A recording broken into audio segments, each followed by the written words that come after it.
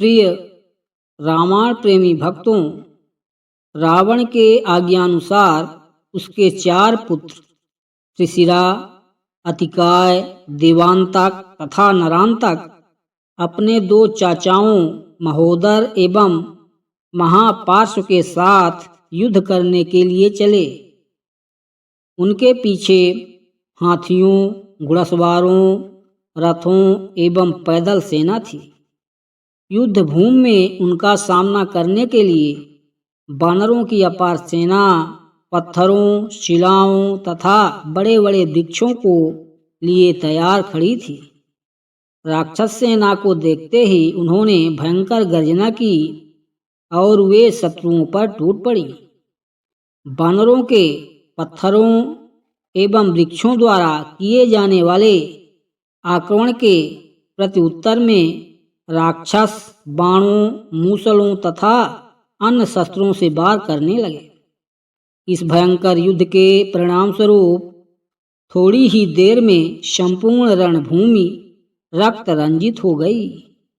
राक्षस सेना नायकों ने इतनी भीषण मारकाट मचाई कि चारों ओर वानरों के हताहत शरीर दिखाई देने लगे। राक्षस सैनिकों की भी ऐसी ही दशा थी। जिनके अस्त्र शस्त्र समाप्त हो जाते थे या नष्ट हो जाते थे, वे परस्पर भिड़कर लात घूंसों का प्रयोग करने लगते थे। राक्षस वानरों की पूंछ पकड़कर उन्हीं से अन्य वानरों को मारते थे, तो वानर राक्षसों की टांगें पकड़कर उन्हें घुमाते हुए अन्य राक्षसों पर वार करते थे। उस समय दोनों दल के पराक्रमी सैनिक निर्भय होकर शत्रुओं का विनाश करने में जुटे हुए थे। जब वानर सेना नायकों ने राक्षसों को भारी संख्या में मार डाला, तो रावण के पुत्र नरांतक ने क्रोध में भरकर अपने रण कौशल का प्रदर्शन करते हुए थोड़ी ही देर में सहस्त्रों वानरों को मार गिराया। इससे वानर सेना में हाहाकार मच गया। यह हाहाकार सुन अंगद ने क्रोधित होकर नरांतक को ललकारा। अंगद की ललकार सुनकर नरांतक ने गरजते हुए उसके वक्ष पर वार किया, किंतु अंगद ने फुर्ती से नरांतक के रथ पर ऐसी लात जमाई कि उसका रथ पृथ्वी पर लुढ़क गया और उसके चारों घोड़े गिरकर मर गए। नरांतक रथ से कूद पड़ा और अंगद के सिर पर घूंसे ही घूंसे बरसाने लगा। तब अंगद ने भी बड़े जोर से उसकी छाती में घूंसा मारा, जिससे उसकी आंखों की पुतलियां फिर गई। वह रक्त बमन करता हुआ पृथ्वी पर ऐसा गिरा कि फिर वह कभी जीवित नहीं उठ सका। नरांतक के मरते ही वानर सेना ने हर्षनाद किया। नरांतक के वध होते ही हाथी पर सवार रावण का भाई महोदर अंगद की ओर बढ़ा। भाई के मृत्यु का प्रतिशोध लेने के लिए देवांतक और त्रिशिरा भी अपने अपने रथ दौड़ाते हुए अंगद को मारने के लिए झपटे। तीनों महारथी एक साथ अंगद पर बाण छोड़ने लगे। तीनों के आक्रमणों का मुकाबला करते हुए अंगद ने सबसे पहले महोदर के हाथी को एक ऐसी लात जमाई कि वह गंभीर गर्जना करता हुआ मैदान से भाग निकला। अंगद ने भागते हुए हाथी के दांत उखाड़कर उनसे ही शत्रु का संहार करना आरंभ कर दिया। जब हनुमान ने अंगद को 3 महारथियों से घिरा देखा, तो उन्होंने लपक कर देवांतक की छाती में इतने जोर का मुक्का मारा कि वह वहीं तड़प कर ठंडा हो गया।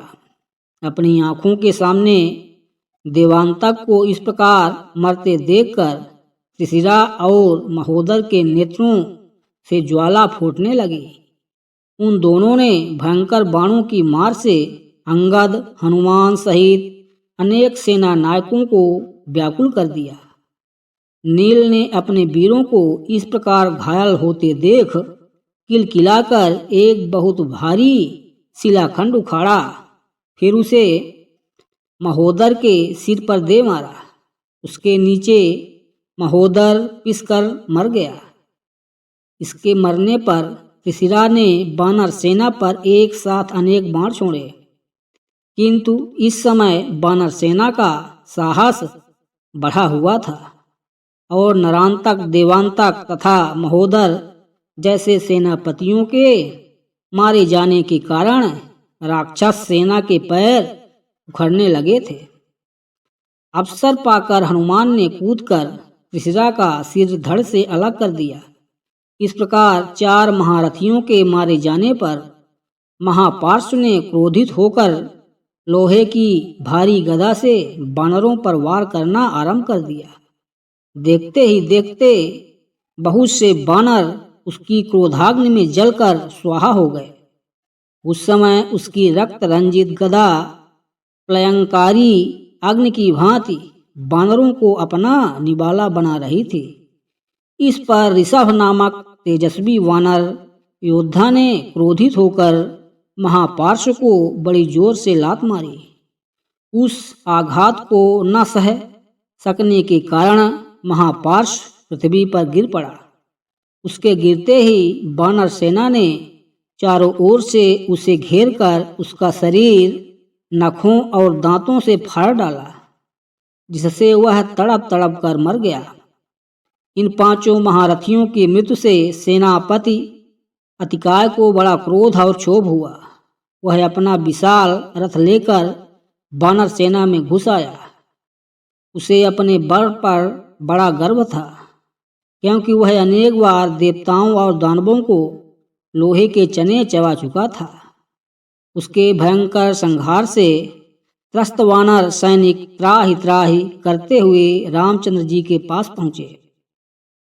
उसके विराट रूप और अद्भुत रणकौशल को देखकर उन्होंने विभीषण से पूछा, हे विभीषण, यह पर्वताकार अद्भुत वीर सेनानी कौन है, जो वानर सेना का प्रलयंकारी विनाश कर रहा है?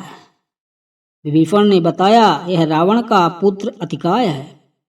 मंदोदरी इसकी माता है। साहस और पराक्रम में यह रावण से किसी भी प्रकार कम नहीं है। इसने अपनी तपस्या के बल पर दिव्य कवच तथा रथ प्राप्त किए हैं।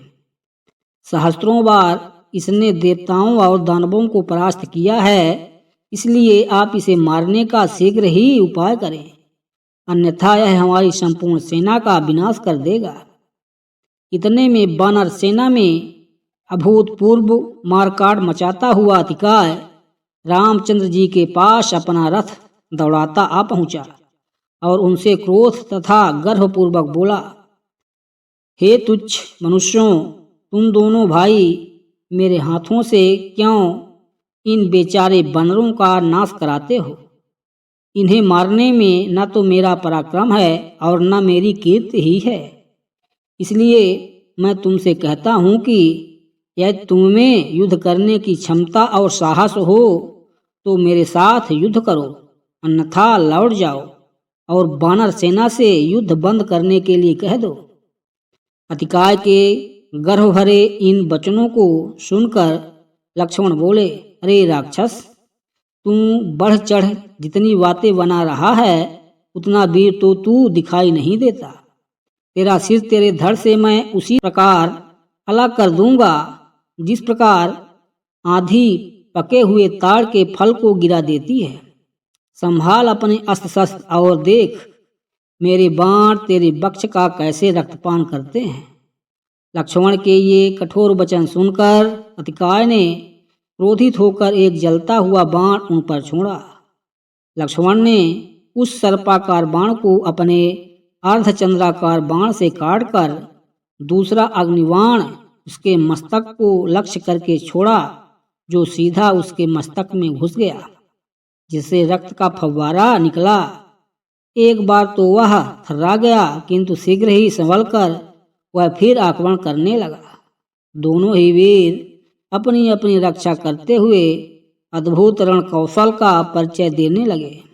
ब्रह्म शक्ति से अतिकाय का सिर कट गया उसके मरते ही राक्षस सेना निराश होकर मैदान छोड़ गई। प्रिय भक्तों, आगे का भाग देखने के लिए कृपया चैनल को लाइक और सब्सक्राइब कर लें।